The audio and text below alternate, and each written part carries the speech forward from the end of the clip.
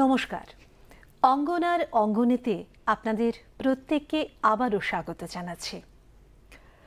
বন্ধুরা, গণতন্ত্রের চতুর্থ স্তম্ভ সংবাদ মাধ্যম, এ কথা আমরা প্রায় সকলেই কম বেশি জানি। এই সংবাদ মাধ্যম হতে পারে প্রিন্ট মিডিয়া, হতে পারে ইলেকট্রনিক্স মিডিয়া, কিংবা এই সময় দাঁড়িয়ে সোশ্যাল মিডিয়া। এই মিডিয়াগুলো কিন্তু আপনার এবং আমার মধ্যে একটি যোগসূত্র স্থাপন করে। কিন্তু এই কাজটি যতটাই গুরুত্বপূর্ণ ততটাই কিন্তু ঝুঁকিপূর্ণ। তবে বেশ কিছু বছর ধরে এটা অত্যন্ত আনন্দের একটি বিষয় যে শুধুমাত্র পুরুষরাই নয়, নারীরাও কিন্তু এই ঝুঁকিপূর্ণ কাজটিতে এগিয়ে এসেছে। তাদের পেশাকে নেশায় পরিণত করেছে, কিংবা আমরা বলতে পারি নেশাটাকে পেশায় পরিণত করেছে। আজকে ঠিক সেই ধরনেরই একজন নারী ব্যক্তিত্বের সাথে আমরা আলাপচারিতায় থাকবো আমাদের অঙ্গনার অঙ্গনেতে। রয়েছেন আজকে আমাদের স্টুডিওতে, একদিকে তিনি সাংবাদিক, লেখিকা এবং অন্যদিকে সঞ্চালিকা। তাছাড়া আরও অনেক গুণাবলী তার মধ্যে রয়েছে। আমাদের সাথে যুক্ত হয়েছেন আজকে নন্দিতা দত্ত। নমস্কার দিদি। তোমাকে আলাদা করে আর স্বাগত জানাবার মতন কিছু নেই, কেননা এটি এই দূরদর্শন স্টুডিও তোমার নিজেরই ঘর। আমাদের দর্শক বন্ধুরা প্রায়শই তোমাকে স্টুডিওতে দেখে থাকেন, আমরা দেখে থাকি নানা অনুষ্ঠান সঞ্চালনার কাজে। তবু অনুষ্ঠানের স্বার্থে তোমাকে স্বাগত জানাচ্ছি। আর তোমাকেও বলছি যে এমনিতে তো আজকাল দেখা খুব কম হয়, তো যেহেতু ফ্লোরে এবং অনুষ্ঠানে দেখা হলো, তো প্রথমেই জানতে ইচ্ছে করবে কেমন আছো সব মিলিয়ে। জি দিদি, খুব ভালো আছি, খুব ভালো আছি। এ কথা হলপ করে বলতে পারছি না, কেননা সময়টা খুব একটা অস্থির সময়ের মধ্য দিয়ে আমরা যাচ্ছি। তো সেই পাল্টা প্রশ্নটাই যদি আমি তোমাকে করি, তুমি কি বলবে? কেমন আছি যদি প্রথমেই বলি, আসলে ভালো নেই। ভালো নেই এই কারণে, ফিজিক্যালি হয়তো ভালো আছি, ফিজিক্যালি ভালো আছি, কিন্তু মেন্টালি একদম ভালো নেই। পুরো একটা ব্লকেজ চলছে।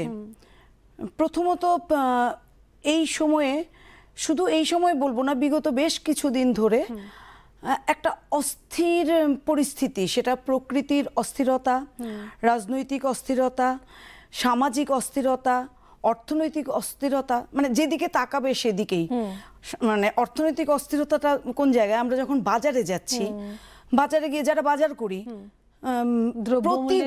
প্রতিদিন যখন দেখি যে জিনিসটা গত সপ্তাহে কিনেছিলাম, ধরো একটা বিস্কিটের প্যাকেট, গত সপ্তাহে যেটা কেনা ছিল তোমার 30 বা 32 টাকায়, পরের সপ্তাহে সেটা দেখা যাচ্ছে প্রায় 40 টাকার কাছাকাছি। এটা একটা ছোট্ট জিনিস, কিন্তু যেগুলো সবজি বাজার, যেগুলো আমাদের নিত্যদিন লাগে, সেগুলো ধরাছোঁয়ার বাইরে। তো অর্থনৈতিকভাবে আমরা যারা মধ্যবিত্ত, আমরা সাফার করি। যারা নিম্নবিত্ত তাদের কথা, বা এই যে সময়ে বর্ষা, বৃষ্টি, বন্যা যখন ভাবি না, তখন সত্যি সত্যি আমি কোনো প্রশ্নের উত্তর পাই না। নিজেকেই যখন প্রশ্ন করি, এই যে আজকে এত ক্ষেত ডুবে গেছে, পুরো আমন ধান নষ্ট হয়ে গেছে, যখন দেখছি সবজি নষ্ট হয়ে গেছে, বাজারে গেলে টের পাওয়া যাচ্ছে সবজি নেই। আমরা পয়সা দেবো, কিনবো, কিন্তু যারা ফলাবেন তাদের অবস্থা ভাবো। ওইগুলো যখন ভাবি না, সত্যি সত্যি কোনো উত্তর নেই। কারণ প্রকৃতির সঙ্গে আমরা পেরে উঠি না, কিন্তু প্রকৃতিকে রক্ষা করতে গেলে যেগুলো করা দরকার, সেখানেও আমাদের প্রত্যেকের কম বেশি ঘাটতি আছে। আমরা হয়তো ঠিক সেইভাবে এই বিষয়গুলোকে কি বলবো, আমরা একবার যেমন কোভিড আমাদের শিক্ষা দিয়ে গেল, এই প্রাকৃতিক বন্যা, দুর্যোগ, এগুলো আমাদের বারে বারে আমাদের লেসন দিচ্ছে, কিন্তু তারপরেও কোথাও একটা প্রশ্নবোধক চিহ্নের সম্মুখীন আমরা হয়ে আছে। আমাদের যতটা সচেতন হওয়া, এই যে ধরো গাছ কাটা, যেমন শহরে দেখছি প্রায় এদিক থেকে এদিকে বড় বড় গাছ কাটা হচ্ছে। আমরা কিছুদিন হইচই করলাম, তারপরে সোশ্যাল মিডিয়ায় ঝড় তুললাম, তারপর আমরা আবার ঘরে বসে গেলাম। কেউ হয়তো 10টা গাছ লাগালাম, কটা বাঁচলো? কারণ যেখানে লাগিয়ে এলাম সেখানে গিয়ে আমরা কিন্তু দেখার সুযোগ পাচ্ছি না, বা যাচ্ছিও না। লাগানোর সময় লাগিয়ে আসছি, কজন পারি যে গিয়ে দেখি তো আমার যে গাছটা লাগিয়েছিলাম সেটা কতটা বেড়েছে, কতটা বড় হয়েছে, সেটা বেঁচে আছে কিনা, সেই কতটা জলের প্রয়োজন। ওইগুলো, এই ছোট্ট ছোট্ট ঘটনাগুলোই কিন্তু বিশাল বিশাল কারণ হয়ে দাঁড়ায়। সত্যি একজন সংবাদ মাধ্যমের কর্মী হিসেবে তোমার যে এই বিষয়গুলো তুলে আনলে প্রথমে, সেগুলো আসলে তোমার দৃষ্টিভঙ্গি, কারণ তোমার দৃষ্টিগুলো সেদিকেই ধাবিত হচ্ছে। সেই সূত্র অনুসারে যদি দিদি জিজ্ঞেস করি তোমাকে, একেবারে এই যে সংবাদ মাধ্যমের সাথে তোমার যুক্ত হওয়া, ছোটবেলা থেকেই কি তোমার সেই বিষয়টির প্রতি মানে মানসিকতা ছিল? সংবাদ মাধ্যমের পেছনে মানে এই যে ভালো লাগার জায়গাটা কি হয়েছে, তখন 7:30টায় বাংলা সকালবেলা দিল্লির বাংলা খবর হতো। খবর পড়ছি নীলিমা সান্যাল, ইভানাগ, এই নামগুলোর সঙ্গে ছোটবেলায়। এবং শোনার পেছনে একটা কারণ ছিল, আমাদের স্কুলে, আমি বিজয় কুমার স্কুলে পড়তাম, আমাদের স্কুলে প্রেয়ার লাইনে প্রতিদিন নিউজ পড়তে হতো, এবং সেটা পত্রিকা দেখে লেখা যাবে না। আর নিউজটা কিন্তু তোমার একটা স্পিড থাকে, সেই স্পিডের মধ্যে লিখতে হবে, দ্বিতীয়বার রিপিট হবে না। এখন হয়তো স্লো নিউজ আছে, আমরা বিভিন্ন মাধ্যম থেকে লিখতে পারি, কিন্তু তখন একবার শুনে বাবা আমাকে হেল্প করতেন। মানে আমি কোনো ওয়ার্ড স্কিপ করে গেলে সেটা কিন্তু আমাদের অভ্যেস ক্লাস 6 থেকে হয়েছে। এই অভ্যেসটা হতে হতে একটা জিনিস হয়েছে, একটা সময় মনে হতো ছোটবেলায় যেরকম হয় আর কি, রেডিওর ভেতরে ঢুকে কি করে খবর পড়ছে, সেই বোধটা থেকে যখন বেরিয়ে এলাম তখন মনে হলো যদি আমি কোনোদিন পড়তে পারতাম। তারপর ধরো আকাশবাণীতে শিশু মহল, মানে যেটা, সেখানে যাওয়া, তারপর একটু বড় হলাম পরে ইন্টারভিউ ফেস করে যুববাণীতে যাওয়া। যুববাণীতে দীর্ঘদিন কাজ করেছি। আমার হাত মানে শুরুটা কিন্তু ইলেকট্রনিক্স মিডিয়া দিয়ে, এবং রেডিও মানে আকাশবাণী, এবং রেডিওর গ্ল্যামার আমার কাছে সেই দিনও যা ছিল এখনো মানে একরকম আছে, একটুকু কমে যায়নি। প্রায় 35 বছর কাজ করেছি, এবং ক্যাজুয়াল কিন্তু মানে অস্থায়ী, এবং প্রত্যেকটা সেকশনে কাজ করেছি। ককবরক সেকশনে কিভাবে করতাম, 7টা থেকে ককবরক প্রোগ্রাম হতো। যেহেতু ককবরক জানতে পারি না, বলতে পারি না, সেটা লজ্জার, আমাদের জন্য লজ্জা। রাজ্যের সেকেন্ড ল্যাঙ্গুয়েজ যদি বলি সেটা জানি না, অন্য স্টেটে কি হয় জানি না, কিন্তু আমরা কিন্তু অনেকেই জানি না ল্যাঙ্গুয়েজটা। তো তখন স্কুল হতো, তো শুরু হচ্ছে ককবরক প্রোগ্রাম বলে স্কুল চালানো হতো, অ্যানাউন্সমেন্টের জায়গাটা বলছি। তারপরে দীর্ঘদিন তোমার আমি অ্যানাউন্সমেন্ট করেছি, যেহেতু রেডিওতে অ্যানাউন্সমেন্টের একটা ব্যাপার থাকে, মানে আকাশবাণী আগরতলা, তারপর বলে কত কিলোহার্টজে যাচ্ছে, কোন প্রোগ্রাম হচ্ছে, কখন কি, এগুলো বলা। অ্যানাউন্সমেন্টের পরে আমি প্রায় 20 বছর, মাঝখানে আমি কিছুদিন নিউজ পড়েছি আকাশবাণীতে, যখন মর্নিং নিউজ চালু হলো। এটা কিন্তু সরাসরি এমনি যাওয়া না, সেটা আবার আলাদা ইন্টারভিউ, ভাইবা, ভয়েস টেস্ট সব হয়ে টয়ে তারপর আবার যাওয়া। এরপরে নিউজ থেকে আবার একটা সময় আমি চলে আসি জেনারেল সেকশনে, যেখানে কল্যাণী একটা অনুষ্ঠান, কল্যাণীর পাশাপাশি কল্যাণী আমি একদম গত জানুয়ারি অবধি করেছি, প্রায় 20 বছর, মানে যবে থেকে শুরু হয়েছে কল্যাণী প্রোগ্রাম আকাশবাণীতে। পুরোটা মূলত মহিলা শিশু উন্নয়নমূলক যে সমস্ত কাজ হচ্ছে, বা মেয়েদের যে সমস্যা, শিশুদের বয়ঃসন্ধির সমস্যা, সমস্ত কিছু মিলিয়ে বিভিন্ন এক্সপার্টরা যারা আছেন তাদের মতামত, কারণ প্রচার মাধ্যমের এই মতামতগুলো সরাসরি তুমি কারোর সঙ্গে যখন কথা বলবে, তার চাইতে যখন তুমি কাউকে ডেকে এনে কথা বলছো এবং অন্যদের কাছে যেটা পৌঁছে দিতে পারছি, এই কাজটা আমার ভীষণ ভালো লাগার জায়গা। ওই রেডিওর পাশাপাশি যখন আমাদের এখানে দূরদর্শন শুরু হলো, দূরদর্শনে একদম প্রথম দিকে করতাম শুধু ভয়েস ওভার, এখানে সেখানে বলে একটা প্রোগ্রাম হতো, নিউজ রিল টাইপের আর কি। তোমরা তখন খুব ছোট, তো তখন ওইটা করতাম। এরপরে শুরু হলো অ্যানাউন্সমেন্ট, তখন আমাদের 6টা থেকে প্রত্যেকটা প্রোগ্রামের মাঝখানে দূরদর্শন কেন্দ্র অ্যানাউন্সমেন্ট প্লাস ইন্টারভিউ, ওই রকম করে করে। তারপরে এখন তো দীর্ঘদিন ধরে সঞ্চালনা বা অ্যাঙ্কারিং যেটাই বলি না কেন, তারপরে চিঠিপত্রের একটা অনুষ্ঠান হতো, ওটাও করার সুযোগ হয়েছিল, আকাশবাণী বলো, এখানে বলো। তো এইরকমভাবে ইলেকট্রনিক্স মিডিয়াতে প্রথম আসা, এবং যেটা বলছিলাম ওই যে নিউজ শোনা, সেখান থেকেই রেডিওর প্রতি ভালোবাসা। এবং যুববাণীতে যাওয়া হলো একবার মনে আছে জওহরলাল নেহরুর জন্মদিন ছিল, তখন আকাশবাণী মানে যুববাণী বিভাগ থেকে আমাকে প্রথম, ওটাকে কথিকা বলা হতো, কথিকা ধরো 7 মিনিট 8 মিনিট স্ক্রিপ্ট পড়া, ওইটা। তারপরে পরবর্তী সময় তো আমি নিজেই প্রায় 10 বছরের মতো সঞ্চালনার কাজ করেছি। 3 যুগ হয়ে গেছে, 3 যুগ হয়ে গেছে। আর পরবর্তীতে সংবাদপত্র, মানে আমার যদি প্রিন্ট মিডিয়ার কথা বলি, আমি এমনিতে পেপারের সঙ্গে রিলেটেড ম্যাগাজিনের সঙ্গে ছিলাম।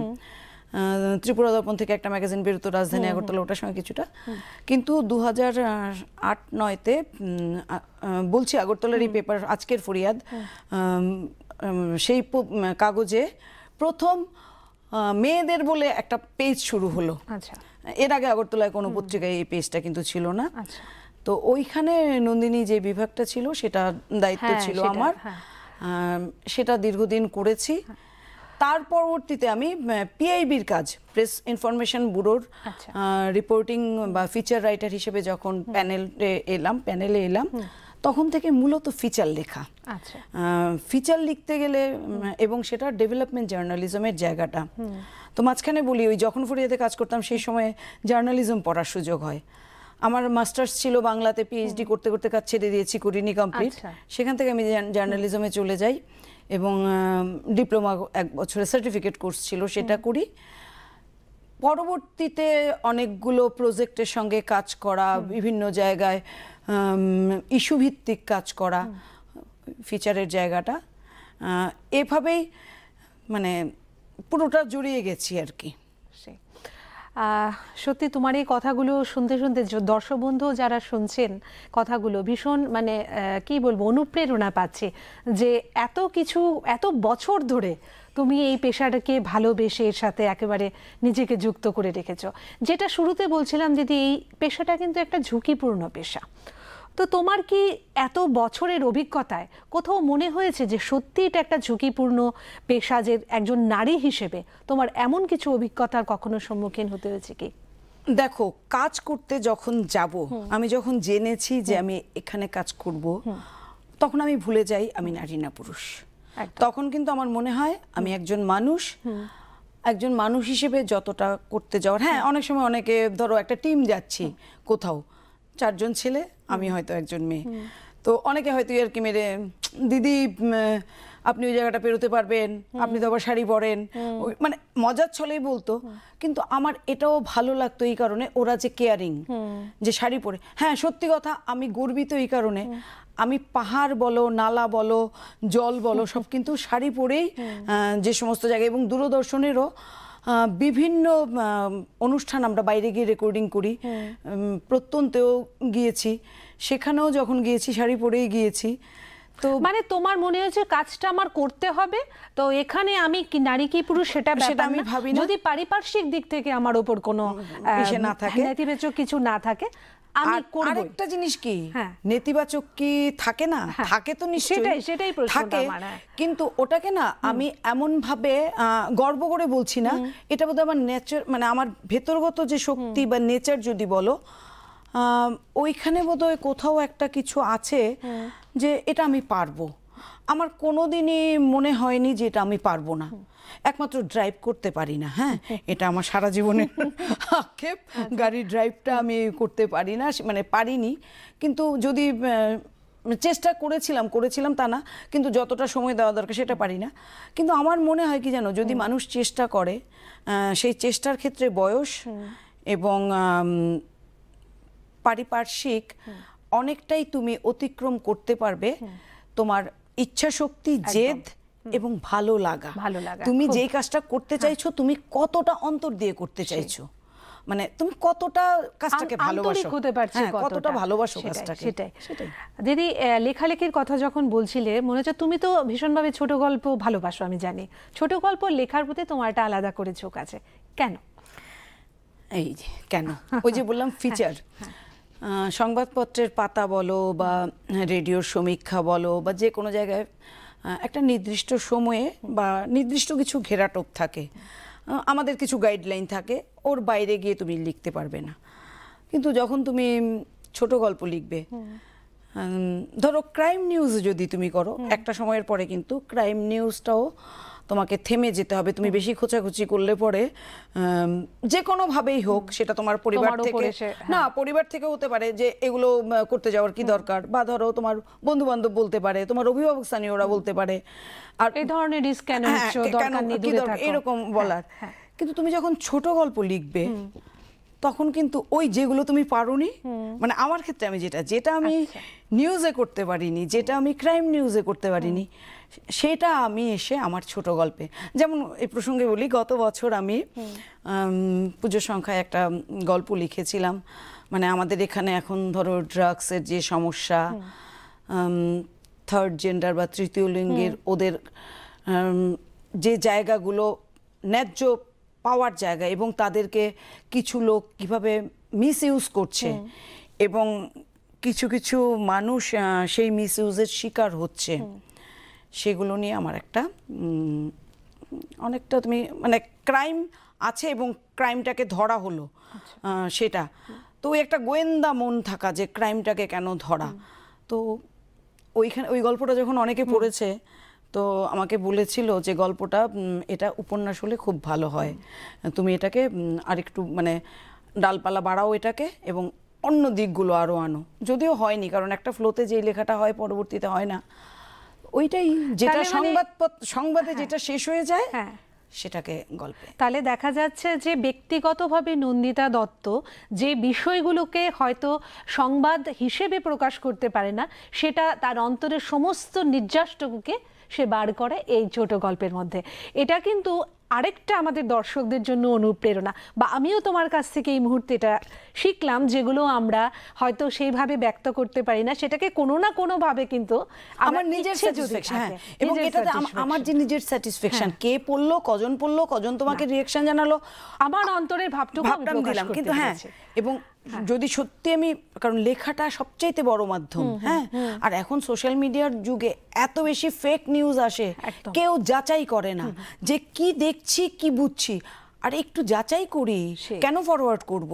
আমি বারবার মানে এই প্রসঙ্গে বলি, আমি বিভিন্ন সময় বিভিন্ন স্কুলে যাই, স্কুলের বাচ্চাদের যখন কথা বলি তখন আমি অধিকাংশ সময়ে, অভিভাবকরাও তো থাকেন অনেক অনুষ্ঠানে, মাস্টারমশাই দিদিমণিরাও থাকেন, আমি কিন্তু তখন একদম মেনশন করে বলি বাচ্চারা অনেক স্মার্ট, ওরা কিন্তু ফরওয়ার্ড খুব একটা কিছু করে না।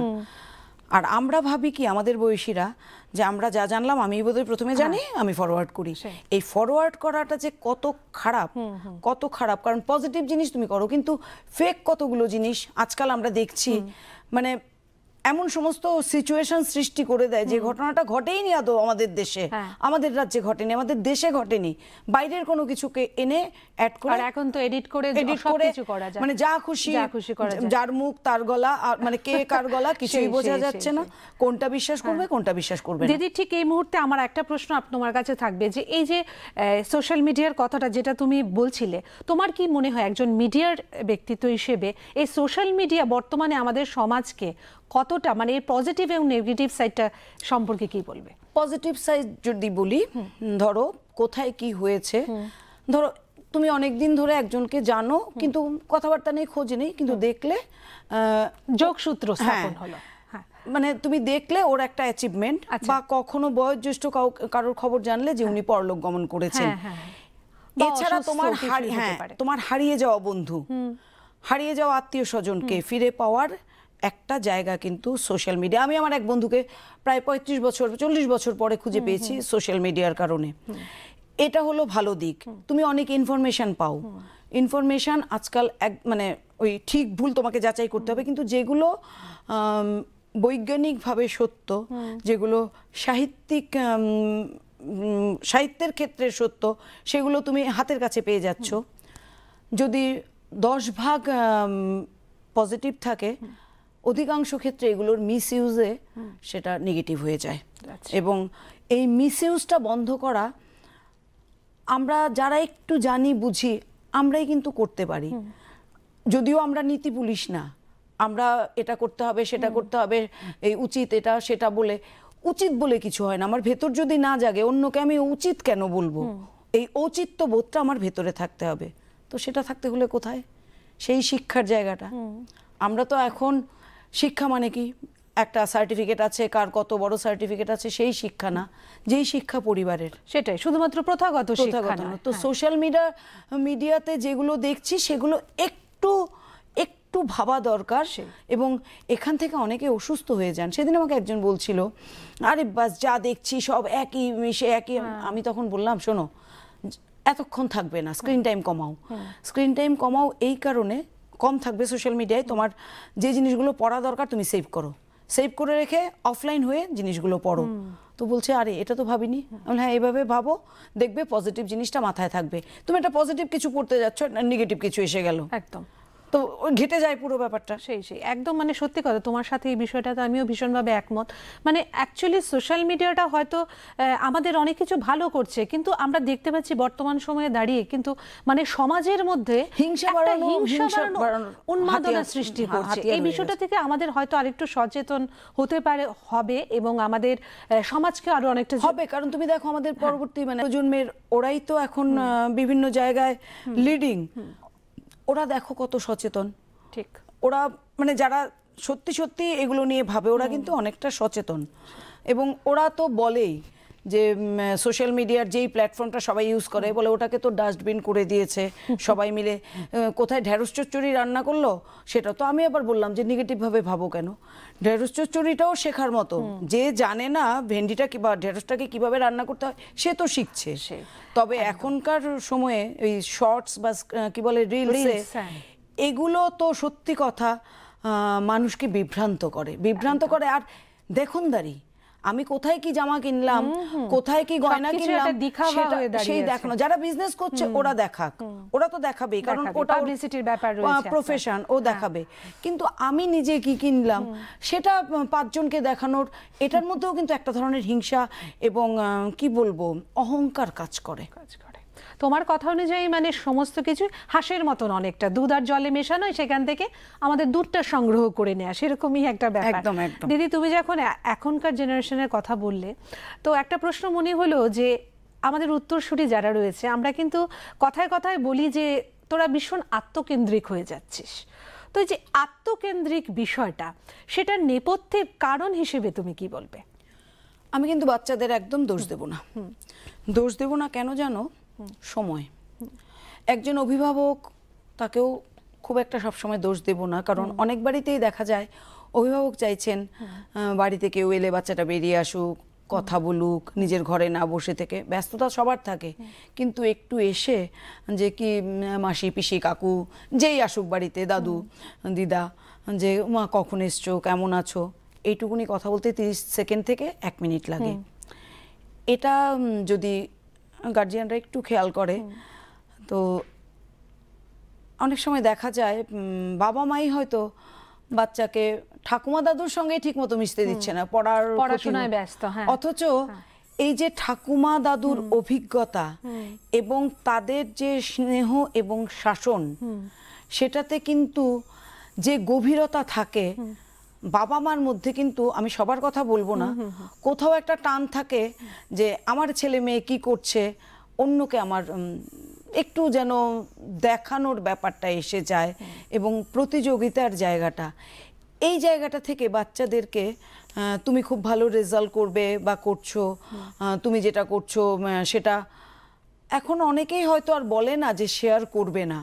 এখন কিন্তু আমি অন্তত যাদের দেখি, একটা সময় আমরা শুনতাম যে অনেক মা বাবা বলে দেয় টিফিনটা নিজে একলা খাবে, কিন্তু এখন কিন্তু এটা আমি অন্তত এখন দেখি না, সত্যি কথা। এবং স্কুলগুলোতেও যেটা করা হয়, স্কুলগুলোতেও কম্পালসারি একটা দিন মানে থাকে টিফিন শেয়ার করার, সবার টিফিনটা একসঙ্গে জমা হয় করে। আর এটার কারণ কি দেখো, আগেকার দিনে কি হতো, জয়েন্ট ফ্যামিলিতে বাবারা 3-4 ভাই, পিসি কাকু ওইরকম, বা আত্মীয় স্বজন অনেকে থাকতো, অনেক ছেলে মেয়ে। জেঠিমা হয়তো একজন দেওরের ছেলেকে এমনভাবে মানুষ করছেন, ওকে এমনভাবে, মানে ওর মাকে বোঝা যেত না। এই যে যৌথভাবে সবাই একসঙ্গে থাকতো, বাবা হয়তো পুজোর ছুটিতে আসতে পারতেন না, কিন্তু কাকু হয়তো বাড়িতে আছে যিনি পুজোর ছুটিতে বাচ্চাদের সঙ্গে থাকছেন। মানে এই যে বন্ডিংটা ছিল, এখন মূলত অর্থনৈতিক কারণে ফ্যামিলিগুলো ভেঙেছে। ফ্যামিলিগুলো অর্থনৈতিক কারণেই তো চাকরি সূত্রে বাইরে চলে যাওয়া, যেখানে কাজের সুযোগ সেখানে যাচ্ছে, সেখানে একা একা, বা এত জনসংখ্যার দেশে কিছু লোক তো ভাবছে যে আমার একটাই সন্তান থাকবে, ওই একটা সন্তানকে এত বেশি দেওয়া হয়, এবং অভিভাবকের তরফ থেকে মানুষ করেছি এবং এত ভালো মানুষ করেছি, সেই ছেলে একটা সময় বিদেশ যাবে, বাবা মা খুব খুশি হয় এবং 10 জনের কাছে গল্প করে বলে যে আমার ছেলে তো ওই দেশে থাকে, এইরকম করছে, এত ভালো কোম্পানিতে চাকরি করছে। কিন্তু তারাই কোথাও না কোথাও যতই গর্ব করুক, একটা সময় ফিল করে যে আমিই তো দূরে ঠেলে দিয়েছি, এখন তো আর আমি পারবো না, কারণ প্রথম কথা হলো ওই দেশে যে ফেসিলিটিসগুলো পাচ্ছে আমার দেশে এসে সে পাবে না, সেই কাজের সুযোগ পাবে না। তো আত্মকেন্দ্রিকতার অনেকগুলো ভাগ আছে। আবার আমরা দেখছি এই ছেলে মেয়েগুলো যারা বাইরে যাচ্ছে, ওরা যখন, এবার দেখো আমাদের এখানকার, এবার বন্যার কথাই বলো, এই যে বন্যা পরিস্থিতিতে কিভাবে ঝাঁপিয়ে পড়েছে, কেউ কাউকে চিনতো ছেলে মেয়েগুলো, এক একটা দুজন চারজন করে হয়ে হয়ে, কেউ কাউকে চেনে না, ঝাঁপিয়ে পড়ে যার যেখানে যা আছে সব নিয়ে ছুটে যাচ্ছে। তো কি করে আত্মকেন্দ্রিক বলবো? বা পেট, এই বাচ্চারা এখন কেউ কুকুর, কেউ বেড়াল, কেউ হয়তো বানর, এরকম অনেক কিছু পেট রাখছে। পেটের প্রতি ওদের যে কেয়ারিং, আমার এক বন্ধুর ছেলে, ওদের একটা, ও ব্যাঙ্গালোর থাকে, বেড়াল ছাদ থেকে পড়ে পা ভেঙেছে। ওরা বন্ধুরা মিলে ট্রিটমেন্ট করে, মানে হসপিটাল রেখে ডাক্তার যেই টাকাটা খরচ করেছে, ওর ঠাকুমা দাদু বা আমাদের মানে মা বাবারা যখন শুনেছে, ওরা হয়তো একটা বেড়ালের জন্য এরকম, তো তখন আমি বলেছি কেন, আজকে যদি তোমার বাড়ির দুধ দেওয়া গরুটা বা ছাগলটা বা একটা মুরগি যদি অসুস্থ হয়, তুমি দেখাবে না? ভাবো ব্যাপারটা ওই রকম ভাবে, সবসময় রিটার্নের আশা করা না। এবং আত্মকেন্দ্রিকতা তখনই থাকবে না যখন আমি রিটার্নের আশা না করব। আমি কাজ করব, আমি ভালোবেসে কাজ করব, এটা আমি বিশ্বাস করি, সত্যি কথা আমি বিশ্বাস করি। একদম ভীষণ মানে সুন্দর, ভালো লাগলো তোমার কথা, এই কথাটি শুনে। আমরা সময়ের তো প্রায় অনেকটা, আসলে কথা তো অনেক কিছু কথা থাকে, এবার ছোট ছোট করে কয়েকটা আমার ভেতরে যে প্রশ্নগুলো আছে তোমার কাছ থেকে শুনে নেব। যে এই বর্তমান সময়ে এত কিছুর পরেও তুমি তো একজন নারী হিসেবে মানে এক প্রকার যুদ্ধ করে এতগুলো কাজ করে যাচ্ছ একের পর এক, তো কি মনে হয় এই সময় দাঁড়িয়ে ওর যে নারীদের প্রতি এই যে হিংসাত্মক একটা ব্যাপার, একটা পরিস্থিতির সৃষ্টি হয়েছে, সেক্ষেত্রে লিঙ্গ বৈষম্য কি কোনো না কোনো ভাবে দায়ী? ভীষণভাবে। এবং একটা জিনিস জানবে, পৃথিবী যত আধুনিক হবে, মানে গ্যাজেট ইউজ, টেকনোলজি ইউজে পৃথিবী যত আধুনিক হবে, দেখবে এখানে মেয়ে ছেলে যদি এক জায়গায়, পড়াশোনার জায়গাটাই বলো, হ্যাঁ সংরক্ষণের কারণে উচ্চশিক্ষার ক্ষেত্রে মেয়েদের অনেক সুযোগ সুবিধা আছে বলে অনেকেই বলে যে মেয়ে বলে সুযোগ বেশি পাচ্ছে। হ্যাঁ, একটা সময় যেমন পিছিয়ে ছিল, সুযোগগুলো দেওয়া হচ্ছে এগিয়ে আসার জন্য। একই স্কুলে বা একই কলেজে পড়ার সময় একটা ফিসের ক্ষেত্রে মেয়েদের যখন ফিসটা কম দিতে হয়, বা সাইকেল দেওয়ার ক্ষেত্রে মেয়েদের দেখছি সাইকেল পাচ্ছে, অনেক ছেলের মনে ক্ষোভ জন্মায়, ছোট্ট ছোট্ট ক্ষোভ, বন্ধু বান্ধবের সঙ্গে শেয়ার করে, ওরা পড়াশোনা করে বা যে কোনো কারণেই হোক, ওরা সেটা থেকে ওভারকাম করতে পারে, সেই ক্ষোভগুলো থাকে না। একটা সময়ের পরে ওরা, যেহেতু ওরা নিজেরাও জানে যে মেয়েরা পিছিয়ে থাকলে সমাজ পিছিয়ে যাবে, আবার ওদের এটাও রাগ থাকে অনেক সময়, ক্লাসে যদি একটা মেয়ে ওকে টপকে যায়, ক্লাসে ফার্স্ট গার্ল যদি হয়, বয় যদি সেকেন্ড বয় হয়, কোয়েট স্কুলের কথা বলছি, গার্ল যদি ফার্স্ট হয় আর বয় ছেলেটা যদি সেকেন্ড হয়, সেখানেও ছেলেটার মনে কোথাও না কোথাও একটা, এটা হলো শিক্ষার জায়গায়, সে গিয়ে বড় হয়ে খুব খারাপ কিছু করবে বা করবে না সেরকম যাচ্ছি না, কিন্তু চাকরি ক্ষেত্রে গিয়ে দেখা যাচ্ছে প্রতি মুহূর্তে মেয়েদেরকে বলা হচ্ছে তোমরা মেয়ে বলে সুযোগ পাচ্ছ। আবার অনেক মেয়ে আছে চাকরি করছে, চাকরির সুযোগটা নিচ্ছে, আবার মেয়ে বলে ফেসিলিটিসগুলো তখন আবার মেয়ে হয়ে যায়, বাসের সিটের মতো আর কি, বাসের সিটের মতো। আমি সুস্থ সবল একজন মেয়ে, আমি সিটে বসবো, কিন্তু একজন বয়স্ক পুরুষ মানুষও যদি দাঁড়িয়ে থাকে, তখন কিন্তু সৌজন্যতা বশত আমরা কজন সিটটা ছেড়ে দিই। এই জায়গাগুলো কিন্তু ভাবা দরকার। লিঙ্গ বৈষম্য মানে কিন্তু শুধু মেয়েদের দিকে ঝুঁকে থাকা নয়, শুধু ছেলেদের পেছনে ফেলে এগিয়ে যাওয়া নয়, লিঙ্গ সমতার জায়গাটা হলো যে দুটো মানুষ প্যারালালি চলবে, দুটো মানুষ যতক্ষণ প্যারালালি না চলতে পারবে হিংসা কমবে না। আজকে পৃথিবী যত এগুচ্ছে, যত এগিয়ে যাচ্ছে, তত হিংসা বাড়ছে। গত 10 বছর আগে যে কটা ঘটনা আমরা জানতাম, এখন প্রতি মাসে ঘটনাগুলো ঘটে, প্রতি মাসে ঘটনা ঘটে, মিডিয়াতে কটা আসে, প্রত্যন্তের কটা খবর আমরা জানি, শহরে যেগুলো আসে সোশ্যাল মিডিয়ায় হইচই হয়, মেইন স্ট্রিম মিডিয়াতে অনেক সময়ই থাকে না। এবং বিভিন্ন কমিশন টমিশন অনেক কিছু আছে, অনেক আইনের কথা আছে, কিন্তু কার্যকরী ভূমিকা যেটা বলবো সেটা আমরা সদ্য দেখছি। যেখানে ছিল সদ্য কলকাতায় ঘটে যাওয়া যে ঘটনা, যে ঘটনাটার মূল জায়গাটা থেকে সরে পুরো অন্যদিকে চলে গেছে, একদম ট্র্যাকটা পুরো চেঞ্জ করে। এবং আপামর মানুষ যেখানে, সেখানে ধর্ম, বর্ণ, রাজনৈতিক প্ল্যাটফর্ম, অর্থনৈতিক ব্যবস্থা, সামাজিক অবস্থান কোনো কিচ্ছু নেই। নদীর জলের মতো সবাই একটা জায়গায় দাঁড়িয়েছে, বিচার চাই। এখন একবার অবাক লাগে যে ওই যে বললাম একটু আগে, মাথা পুরো ব্লক হয়ে যায়, প্রশ্নগুলোর উত্তর পাই না। মানে নিজেকে এত বেশি মানে কন্টিনিউয়াস, মানে নিজের ভেতরে ক্ষরণ হয়। তো এই ক্ষরণের জায়গাগুলো থেকে প্রতিদিন মনে হচ্ছে পুরুষ নারী একসঙ্গে কাজ করছে, এগিয়ে আসছে। 1% 2% কর্মক্ষেত্রে হোক, স্কুল কলেজে হোক, সংসারে হোক, এবং গার্হস্থ্য হিংসার জায়গাটা পিতৃতান্ত্রিক সমাজের মানে মজ্জাগত। পুরুষ অনেক সময় নিজেও জানে না যে এই কথাগুলো বলা উচিত নয়, কারণ সে শুনে এসছে, বাবাকে দেখেছে, দাদুকে দেখেছে। ছেলেও যখন ও কথাটা বলছে, মাও কোনোদিন প্রতিবাদ করেনি। উত্তরাধিকার সূত্রে পাওয়ার মতন মানে এটা ভাবতেই পারেনি যে এগুলো হিংসার জায়গা। এই কথাগুলো মাকে মারছে, রোজ দেখছে, কিন্তু মাকে যে আদর করছে সেটা, কারণ প্রকাশ্যে এসে কোনো বাবা মাকে আদর করে না আমাদের সমাজে, এবং করলে নির্লজ্জ, বেহায়া বলা হয়।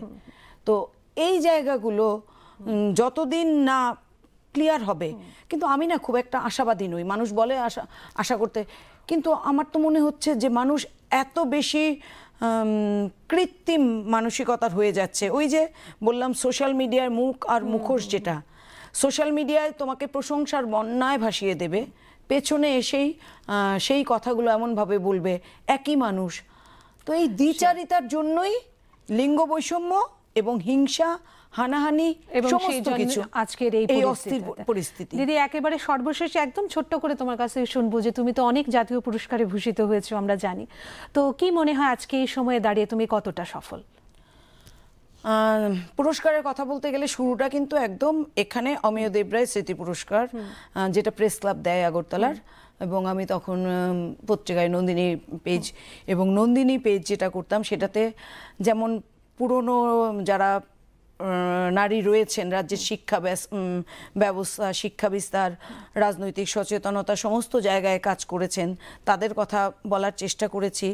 পরবর্তী সময়ে যখন আমরা পঞ্চায়েত স্তরে দেখেছি যে মেয়েরা কিভাবে নিজেদের কথা বলার একটা প্ল্যাটফর্ম পাচ্ছে, কারণ গ্রাম ভারতের যে সিনারিও সেটা পঞ্চায়েতে। তো আমার ওই পঞ্চায়েত লেভেলের কাজকর্ম নিয়েই জাতীয় পুরস্কার পেলে পরে কিন্তু কি হয় জানো, দায়িত্ব মানে দায়বোধ খালি মনে হয় যে আমার আরো অনেক কিছু করার ছিল, আমি পারছি না। মানে সময় 24 ঘন্টায় একটা দিন, 24 ঘন্টাকে মানে পৃথিবীর সৃষ্টি থেকেই 24 ঘন্টায় একটা দিন, 24 ঘন্টাকে তুমি কিভাবে ভাগ করবে? প্রতিটা মানে দিনকে তুমি সমানভাবে ইউজ করতে পারো না। কোনো দিন দেখা যায় তুমি সময়টাকে কাজের চাইতে অকাজে বেশি গেছে, নিটফল যেটা দিনের শেষে যখন হিসাব হয় তখন দেখা যায় আজকে কি করলাম। ডাল ভাত রান্না করা সবাই করে, বাড়ির লোককে সবাই খেতে দেয়, কাপড় কাচে, সব কিছু করে, কিন্তু যে কাজগুলো করলে পরিবারের উপকার, পড়শির উপকার, পড়শির কথা ভাবা, সমাজের কথা ভাবা, পাড়ার কথা ভাবা, দেশের কথা, রাষ্ট্রের কথা, সেখানে দায়বদ্ধতা থাকে। এবং চিৎকার করে অনেক সময় বলতে ইচ্ছে করে এইরকম তো চাইনি, এরকম চাইনি, কিন্তু আমি না চাইলে কি হবে? আমি তো কোথাও মানে একা তো আমি পাল্টাতে পারবো না। আর আমি বললেই সবাই শুনবে কেন? কারণ আমরা তো একটা সিস্টেমের মধ্য দিয়ে যাই। তো ওই সিস্টেমগুলোকে পাল্টানো দরকার, কারণ দুর্নীতি বলো বা আজকাল যে সব কিছুতেই মানে সরাসরি কাজ হওয়ার চাইতে তুমি একটা সাধারণ কাজের জন্য কোনো একটা জায়গায় যাবে, তোমাকে 3 দিন ঘোরাবে। একটা যে কোনো সেক্টরে যে কাজটা ধরো একজনই করে দিতে পারে, শুধু আটকে রাখে। এই আটকে রাখার কথা মানে কোনো যুক্তি নেই। এই সমস্ত কিছু দেখলে পরে বললাম না, চিৎকার করতে ইচ্ছে করে যে অনেক কিছু করার ছিল, কিচ্ছু করতে পারছি না। ওই স্যাটিসফ্যাকশনটা নেই, মনে হয় আরো আরো আরো অনেক কিছু তোমার এই ভাবনাটাই হয়তো তোমাকে আরো অনেক দূর এগিয়ে নিয়ে যাবে এবং নন্দিতা দত্তকে আমরা হয়তো আগামী দিনে আরো নতুন নতুন ভাবে পাবো সেই আশা। দিদি অনেক অনেক ধন্যবাদ তোমাকে, এতক্ষণ তুমি আমাদের সাথে ছিলে। তো আজকের অনুষ্ঠান আমাদের সময়ের কাছে তো জানোই তুমি, আমরা একেবারে বাধা, তো এখানে শেষ করতে হচ্ছে। বলো কি বলবে? না, আরেকটা জিনিস কি, কথা কিন্তু বেশিক্ষণ শোনা যায় না। আর মানে ধরো কথা বেশিক্ষণ, মানে এখন তো কি হয়েছে, তুমি একটু একটু কথা বলেছো, আমি ম্যাক্সিমামটা বলেছি। তো বেশি কথা বলতে গেলে অনেক সময় হয় কি, কথার ওজনটাও কমে যায়। কথাটাকে কমিয়ে কাজের কথা, যদি দু চারটে কথা নিয়েও যদি দুজনের কাছে, যেটা আমি রেডিওতে প্রোগ্রাম করার সময় বলতাম, রেডিও কেন বারবার আসছে, তুমি মাঠে ঘাটে যেখানেই কাজ করো, কৃষক কিন্তু খেতে যাওয়ার সময় কৃষি দর্শন শুনবে বলে, চাষবাসের কথা শুনবে বলে রেডিওটা নিয়ে যান, বা চায়ের দোকানে তুমি দেখবে খবরটা চলছে। এই জায়গাগুলোতে যখন কথা কেউ বলে, অন্যরা শোনে, নিজের মানে মনের সঙ্গে মিলে গেলেই বলে রেফারেন্সে ওটা তো শুনেছি, আর মনের সঙ্গে যখন মেলে না তখন বলে না এগুলো ঠিক না। ওই মেলানোর জায়গাটা যে ঠিকঠাক ভাবে মানুষের কাছে পৌঁছে যাওয়ার জন্য, আমার যেটা মনে হয় আমাদের পরবর্তী প্রজন্ম যেভাবে কাজ করছে, ওদের কাছেও শেখার আছে। আমরা হয়তো আমাদের অভিজ্ঞতাটা দিচ্ছি ওদেরকে, কিন্তু ওদের কাছ থেকে দ্রুত কাজ করা, সিস্টেমেটিক্যালি কাজ করা, সিস্টেমে কাজ করা, এগুলো শিখি। বাহ, তোমার কাছ থেকে দিদি একটু অন্যভাবে অন্য রকমের ভাবনার একটা প্রকাশ পেলাম এবং খুব ভালো লাগলো তোমার এই ভাবনাগুলোকে নিয়ে। দর্শক বন্ধুরা, আপনারাও নিশ্চয়ই আমার মতন ঋদ্ধ হয়েছেন আমাদের রাজ্যের একজন বিশিষ্ট সাংবাদিক নন্দিতা দত্তে, তার কথায়। সাংবাদিক শুধু বললাম, আরও অনেক গুণাবলী তো তার মধ্যে রয়েছে। যাই হোক, আমরা আজকের অনুষ্ঠান এখানেই শেষ করব। আবারও সকলে ভালো থাকবেন, সুস্থ থাকবেন এই কামনা করছি। শেষ করছি আমাদের আজকের অঙ্গনার অঙ্গনে। নমস্কার। আর শেষে আমি আবার তোমার নমস্কারের শেষেও বলবো, এতদিন ওই দিকে বসতাম আর আজকে এই দিকে, এটাও আমার কাছে একটা বিশাল প্রাপ্তি। যেহেতু আমি পার্ট, পরিবারেই একটু আলাদা আদর, ওই রকম একটা ফিলিংস আছে। এই জন্য মানে কৃতজ্ঞ সবসময় যারা ক্যামেরার পেছনে থাকেন, এত সুন্দরভাবে একটা অনুষ্ঠানকে তুলে আনার জন্য তাদের যে পরিশ্রমটা, সেই পরিশ্রমটা কিন্তু আমরা দেখি না। ওই জায়গায় ধন্যবাদটাও কিন্তু তাদের কাছে পৌঁছে দেওয়ার দায়িত্বটা আজকের এই অনুষ্ঠানের মধ্য দিয়ে আমি চেষ্টা করলাম। বাহ, খুব সুন্দর দিদি, তোমাকে আবারও অনেক অনেক ধন্যবাদ এবং ধন্যবাদ দর্শক বন্ধু আপনাদের। নমস্কার।